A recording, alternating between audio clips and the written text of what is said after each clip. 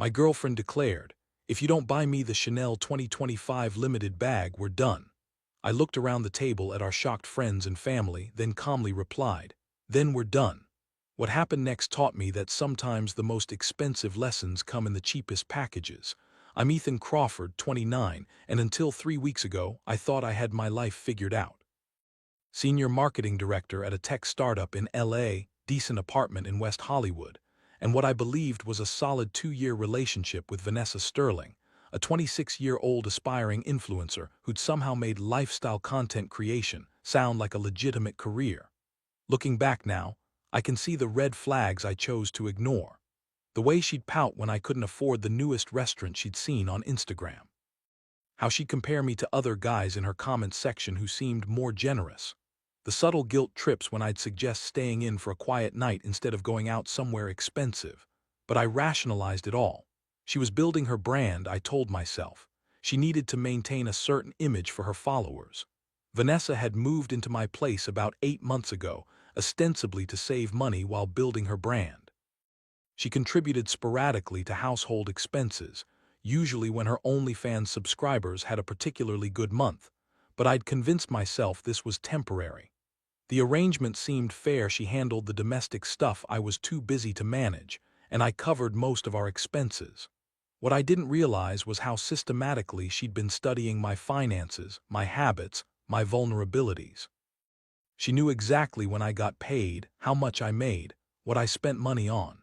She'd positioned herself as the perfect girlfriend, supportive, understanding, ambitious, while secretly calculating how much she could extract from the relationship. October 15th marked 2 years since our first date, and I'd planned what I thought would be a perfect celebration. Dinner at Republique, one of LA's hottest restaurants, with a table for 8 that included my parents visiting from Phoenix, her sister Madison, my cousin Jake with his wife Emma, and Jake's 14-year-old son Tyler, who was staying with them for the weekend.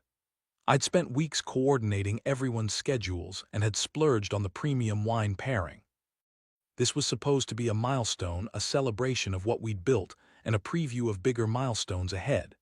Vanessa looked stunning that night in a black dress I'd bought her for her birthday, paired with the Tiffany bracelet that had set me back 2 months of car payments. She'd been unusually quiet during the first course, but I attributed it to nerves about having both families together. The conversation flowed easily. My dad was telling embarrassing stories about my college years, Madison was updating everyone on her nursing program, and even Tyler had put down his phone to engage with the adults. Everything felt perfect. Then, between the main course and dessert, Vanessa stood up. "I have something to say," she announced, her voice carrying that particular performative tone she used when recording her videos. The table went quiet, probably expecting an anniversary toast or maybe even an engagement announcement. My mother actually reached for her phone, anticipating a moment worth capturing. "Ethan," she said, looking directly at me with an expression I'd never seen before, cold, calculated, almost predatory. "We've been together for 2 years now, and I think it's time you showed me how serious you are about this relationship. If you don't buy me the Chanel 2025 limited edition bag, the one I showed you last month, then we're done. Tonight, I'm not kidding." The silence that followed was deafening. My father's fork stopped halfway to his mouth. Emma's wine glass froze in mid-sip. Madison's eyes went wide with what I can only describe as second-hand embarrassment. Even Tyler looked up from his phone, sensing the tension. "Vanessa," I said carefully, "this isn't really the time or place for—" "No," she cut me off, her voice rising. "This is exactly the time and place. 2 years, Ethan. 2 years of my life, and what do I have to show for it? A shared Netflix account and a drawer in your bedroom." The neighboring tables were starting to stare. The waiter approaching with dessert menus made an abrupt U-turn. "That bag costs $8,000, she continued, her voice gaining momentum like a freight train heading downhill. "If you can't invest $8,000 in proving you love me, then maybe you don't actually love me enough." My mother's face had gone pale. My father looked like he was trying to solve a complex math problem. Emma was texting furiously under the table, but it was Tyler who broke the spell. "Oh my God," he whispered, but loud enough for everyone to hear. "Is this actually happening right now?" And that's when I realized, yes, this was actually happening. The woman I'd been supporting, housing, and planning a future with had just issued an ultimatum. in front of both our families, at our anniversary dinner. The clarity that hit me in that moment was almost physical. This wasn't a request or even a demand, it was a transaction. She was putting our relationship up for auction and the opening bid was $8,000. I looked around the table at the shocked faces of people I loved and respected, then back at Vanessa, who was standing there with her arms crossed, waiting for my response like a child who'd just thrown a tantrum in a toy store. "Then we're done," I said quietly. Her confident expression flickered. "What? We're done," I repeated, louder this time. "Right here, right now, we're done." The look on her face was priceless, a combination of shock, disbelief, and dawning panic, as if she'd just realized she'd miscalculated badly. "Ethan, you can't be serious. I didn't mean you were perfectly clear," I said, standing up. "Our relationship is worth exactly $8,000 to you. To me, it's worth more than being extorted in front of my family." I pulled out my wallet, left enough cash to cover the entire bill plus tip, and looked around the table. "I'm sorry everyone had to witness this. Please stay and enjoy dessert. I'll call you all tomorrow." As I walked toward the exit, I could hear Vanessa calling after me, her voice shifting from commanding to pleading. But I didn't turn around. By the time I reached my car, my phone was already buzzing with notifications. What I didn't know until the next morning was that Tyler had recorded the entire exchange. Not maliciously, the kid was 14 and had grown up in the TikTok generation where everything was content. He'd been casually filming the dinner for his private story when Vanessa's ultimatum began. The video he posted that night was captioned simply, "When your cousin's GF tries to extort him at dinner, toxic gold digger anniversary drama." By the time I woke up, it had 2.3 million views. My phone was in complete meltdown mode. Missed calls from numbers I didn't recognize, text messages from college friends I hadn't spoken to in years, and approximately 47 Instagram DMs from various news outlets asking for exclusive interviews. The video had been shared across every major social platform. Twitter users were creating memes. Reddit had dedicated an entire thread to analyzing Vanessa's audacity levels, but the messages that really got my attention were from Vanessa herself. "ETHAN, call me right now. That video needs to come down immediately. I'm getting death threats because of your family. If you loved me, you would protect me from this. And finally, buy me the bag and I'll forgive you for embarrassing me."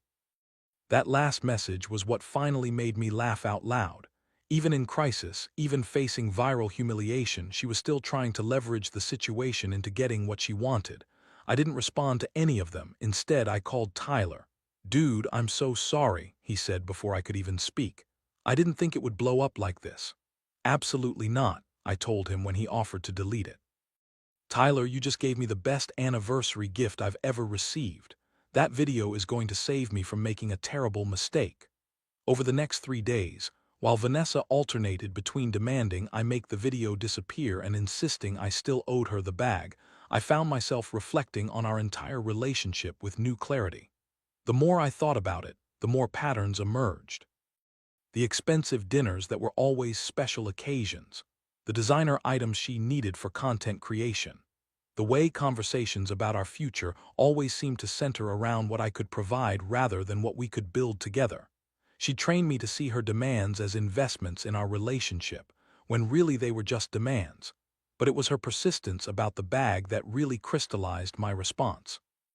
Even after being humiliated on a global scale, even after I'd clearly ended our relationship, she was still texting me daily about that fucking Chanel bag. "If you really loved me, you'd buy it anyway to prove you're sorry. It's the only way I'll know you're serious about fixing this. Everyone thinks you're cheap now. This is your chance to change the narrative." That's when I decided to give her exactly what she wanted. I drove to the Chanel boutique in Beverly Hills that Thursday morning. The sales associate, a perfectly polished woman named Patricia who clearly recognized me from the viral video, was professionally discreet as I explained what I needed.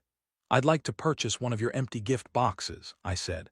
"The kind you use for the 2025 limited edition bags." She looked confused. "Sir, we typically don't sell empty boxes separately." "I'm not looking for typical," I explained. "I'm looking for educational." After some discussion with her manager and a $15 administrative fee, I walked out with a pristine Chanel box, complete with ribbon and gift bag. That evening I sat down and wrote the most honest letter I'd ever composed. "Vanessa, You asked for the Chanel 2025 limited edition bag as proof of my love. After careful consideration, I've decided to give you something even more valuable, the truth. This box represents our relationship perfectly. Beautiful packaging, impressive presentation, but ultimately empty of anything real or lasting. You wanted $8,000 worth of leather and metal to validate 2 years of shared experiences. I wanted a partner who valued those experiences for what they were, not what they could be converted into. You've taught me that some people see relationships as transactions and love as currency. Thank you for the lesson. Consider this your receipt. The box is yours to keep. Unlike our relationship, it's actually worth something.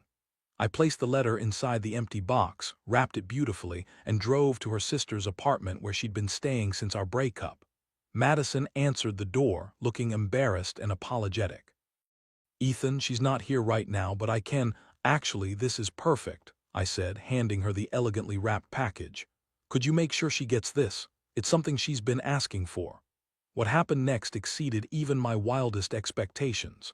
Vanessa posted the unboxing on her Instagram live stream, clearly expecting to find the actual bag inside. The moment of realization when she opened the beautiful box to find nothing but my letter was captured in real time for her 12,000 followers. Her reaction was immediate and volcanic. "Are you fucking kidding me?" she screamed, holding up the empty box. "He gave me an empty box, an empty box." She read portions of my letter out loud, her voice getting higher and more hysterical with each sentence, apparently not realizing that she was only making herself look worse. "This is abuse," she declared to her live audience. "This is emotional manipulation and psychological warfare." The comments section exploded with laughing emojis and crying laughing faces. Someone screen recorded the entire meltdown and posted it to TikTok, where it immediately went viral again. But the real avalanche started the next day, when people began reaching out to me with information I wished I'd had 2 years earlier. The first call came from Qley, who I'd met several times but never really connected with. She was Vanessa's closest friend from college, and her voice was shaking when she called me. "Ethan, I need to tell you something about Vanessa," she said. "I should have said something sooner, but I didn't want to get involved in your relationship." What Qley told me made my stomach drop. Vanessa was drowning in credit card debt, over $20,000 across multiple cards. She'd been using a rotation of dating apps to find guys who would take her to expensive dinners and buy her gifts. "She has a whole system," Qley explained. "She researches guys before first dates, looks up their jobs, their social media, figures out how much they probably make. Then she tailors her personality to what she thinks they want. She told me you were her retirement plan," Qley continued. "She said once you guys got married, she'd never have to worry about money again." But Qley wasn't done. "There's something else. She's been taking money from your account without permission. Small amounts, hoping you wouldn't notice. She told me it was like borrowing from the joint household fund. But Ethan, you guys don't have a joint account." My blood went cold. I'd noticed small discrepancies in my checking account over the past few months: $47 here, $83 there, always small enough to be explained by forgotten purchases or restaurant tips I'd miscalculated. I immediately logged into my banking app. What I found was systematic theft going back 8 months, right around the time Vanessa had moved in and gained access to my wallet, my mail, and my personal information. The total was just over $900, but that wasn't even the worst revelation. The call that really shattered my remaining illusions came from Andrew Chen, a software engineer who introduced himself as Vanessa's ex-boyfriend from 2 years ago. "Man, I saw that video and I had to reach out," Andrew said. "That girl put me through hell, and I don't want to see her do it to anyone else." Andrew's story made my situation look mild by comparison. Vanessa had convinced him she was pregnant, extracted $3,000 for medical expenses, then disappeared for 2 weeks before returning with a story about a tragic miscarriage. She'd also stolen his credit card information and used it for about 6 months before he figured out why his bills were so high. "The bag thing doesn't surprise me at all," Andrew said. "She always escalated when she sensed guys were getting ready to leave. It was like she was trying to extract as much value as possible before the relationship imploded." The Chanel bag ultimatum wasn't a relationship test, it was a final heist attempt. Armed with this new information, I made a decision that went against every conflict avoidance instinct in my body. I was going to hold her accountable for everything. I called my bank and reported the unauthorized transactions. I compiled every piece of evidence and presented it to a lawyer who specialized in financial fraud cases. But before we could file anything, Vanessa showed up at my apartment on a Tuesday evening looking more disheveled than I'd ever seen her. "Ethan, please," she said when I answered the door. "We need to talk. I'm getting death threats. I can't get work. That video has ruined my life." "You ruined your own life," I said calmly. "I'm just choosing not to subsidize the damage anymore." She tried negotiating. "I can pay you back. I got a real job, and I can send you $50 a month until we're even." $50 a month? I couldn't help but laugh. "Vanessa, you stole nearly $1,000 from me, demanded an $8,000 bag, and your restitution plan is $50 a month. That's a 3-year payment plan for less than 2 weeks of your rent." When I wouldn't back down, she made one final desperate play. "I have screenshots of some very private conversations we had. And photos. Intimate photos. If you don't drop this legal bullshit, I'll make sure everyone sees them." "Vanessa," I said quietly, "I'm recording this conversation on my phone. You just threatened to distribute intimate images without consent, which is a felony in California. You also just attempted to blackmail me, which is another felony." Her face went white as she realized what she'd just done. She agreed to the $50 monthly payments with legal documentation. 6 months later, I'm sitting in my apartment, the same apartment, but somehow it feels completely different now. Lighter. Like someone had been slowly adding weights to my shoulders for 2 years, and I hadn't realized how heavy they'd gotten until they were suddenly gone. Vanessa has kept up with the $50 monthly payments, sent through a legal payment service that requires no personal contact between us. The viral video has died down, though it still gets resurfaced occasionally. Tyler, now 15, has become something of a social media celebrity at his high school for breaking the internet with family drama. My dating life has improved dramatically, though not in the way I expected. The experience with Vanessa taught me to recognize red flags I'd been ignoring: love bombing, financial manipulation, emotional blackmail, and the way certain people treat relationships like business transactions. The woman I'm seeing now, Jessica, is a pediatric nurse who pays her own bills, drives her own car, and has never once asked me to prove my love through expensive purchases. When I told her the whole story, including the empty Chanel box, she laughed so hard she cried. "That's actually brilliant," she said. "You gave her exactly what she asked for, a Chanel box. It's not your fault she didn't specify that she wanted something inside it." I still have that empty box, by the way. It sits on my bookshelf next to my business school textbooks and my collection of marketing industry awards. Friends who visit always ask about it, and I'm happy to tell them the story. It reminds me of something valuable I learned. When someone shows you who they are through their actions, believe them immediately. When someone tells you what they value through their demands, listen carefully. And when someone tries to put a price tag on your love, hand them an empty box and walk away. The most expensive lessons often come in the cheapest packages. But the wisdom they contain, that's priceless. Some people will always see relationships as transactions, love as currency, and partners as investments that should provide guaranteed returns.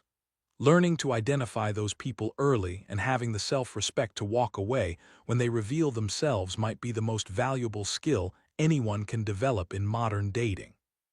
The empty gift turned out to be the most honest thing I ever gave her, a perfect representation of what our relationship had become. Beautiful on the outside, impressive to show off, but ultimately hollow at its core. Sometimes the truth really is the best present you can give someone, even when they didn't ask for it, and especially when they